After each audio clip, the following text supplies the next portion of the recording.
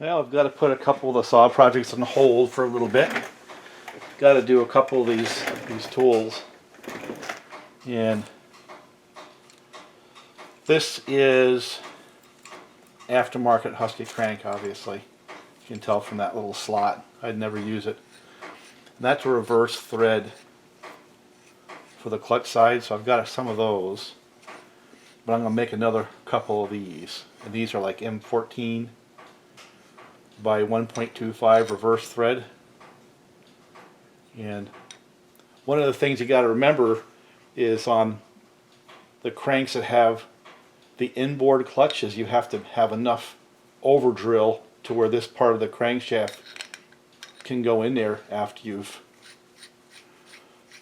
put that tool on, right? I want to have the tool get down and bottom right there. See where it bottoms out on the crank? So, but I've got a couple of these. I'm going to make a couple of more. Right now what I need to do is make some reverse thread M10s by 1s. See, this is a Stihl 660 pattern crank. So there's an M10 by 1 for the flywheel side. See that? And I've got these where the thread form is actually pretty good. I'm pretty pleased with that. Again, you want to make it bottom out. But seeing as you don't have to deal with this section right here on a crank on the flywheel side, I don't have to drill quite as deep, and it makes a little bit better thread form on the tap, right? This is my test crank for a Husqvarna 272 or 61 or 268 with that class of saw. Nope, this was a 266.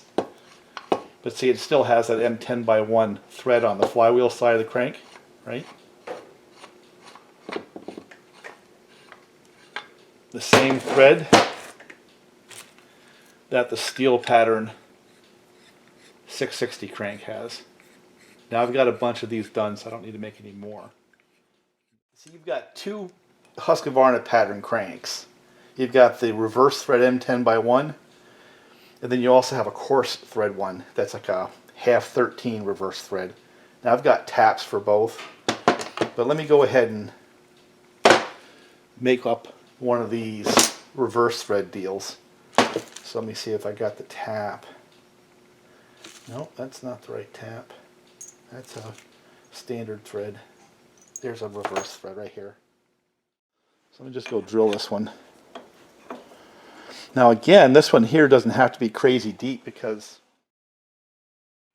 the clutch is an external clutch, not an internal clutch. So we're just going to go in like maybe an inch. Make sure everything's out of the way.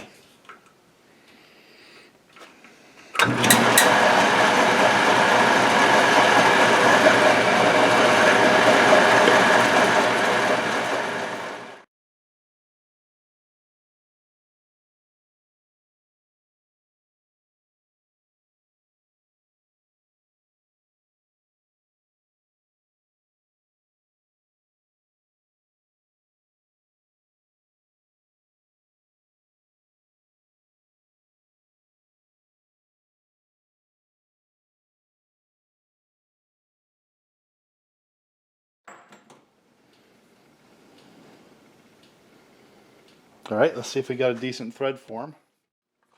There we go. Nice tight thread form. It's good. That's what you need right there.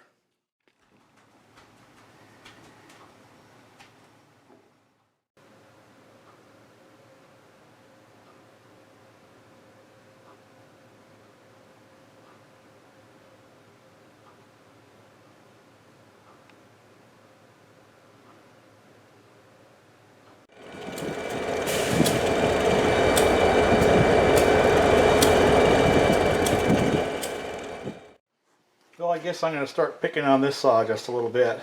And being a clamshell cylinder, being a Stihl, it's not going to be straightforward. I'm not a Stihl guy, so I'm sure there's faster ways of doing what I'm going to do here. I'm going to try to see if I can pull it off and minimally disassemble this saw. And I'm not familiar with these, I'm telling you that right up front.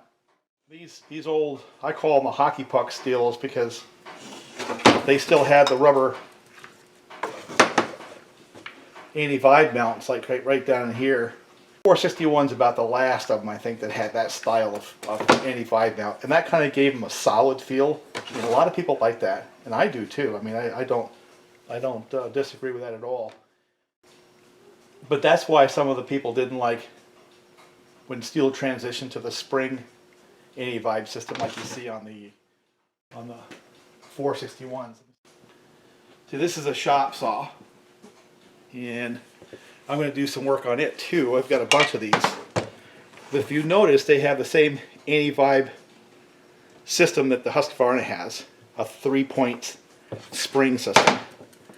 You got one here between the tank handle and the chassis of the saw, just like a Husky has. And one right up here, and then one here. I mean, it's virtually identical to like a 372. I'm going to spend some time with these because I like them. I've said that now for a couple of years. I just haven't had the time. I'm just going to force it because I think they're a cool saw. And then hopefully I'll morph into a 461 over time as well.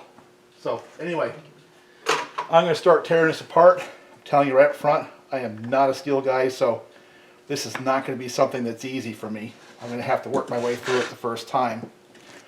And just like a bunch of other guys have, you know, the point is if I can figure this out, more likely than not, so can you. Well, we'll see if this works. I ended up putting the piston in the cylinder first, and then bringing the piston cylinder down as a system.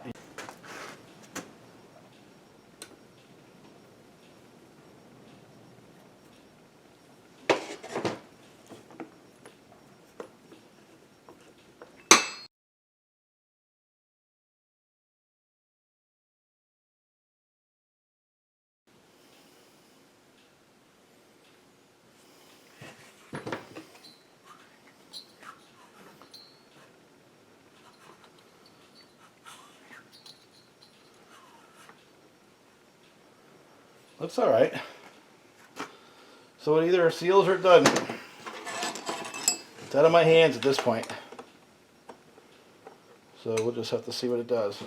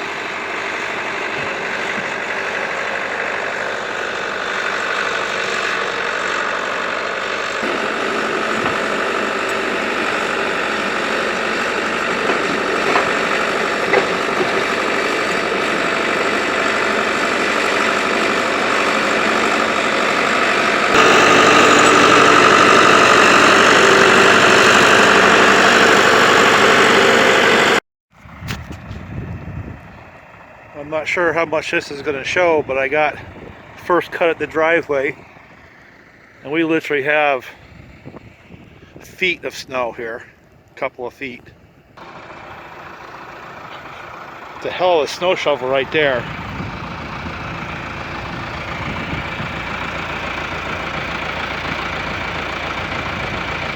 My neighbor had this out in the field, and took us a couple of days to hammer it out of the ground because, I mean, it came up with a wad of sod that was actually all the way out to here. You can hardly get the tractor moving. I need to thaw it out so this stuff here will drop off. There's got to be a half a ton of mud on the bottom of it froze in. And then try to figure out how to get it up and running, you know, loosen things up. It's got a hydraulic motor here, probably needs some help. The chute. Got all the bearings. There's a gearbox in here somewhere that's going to need some grease.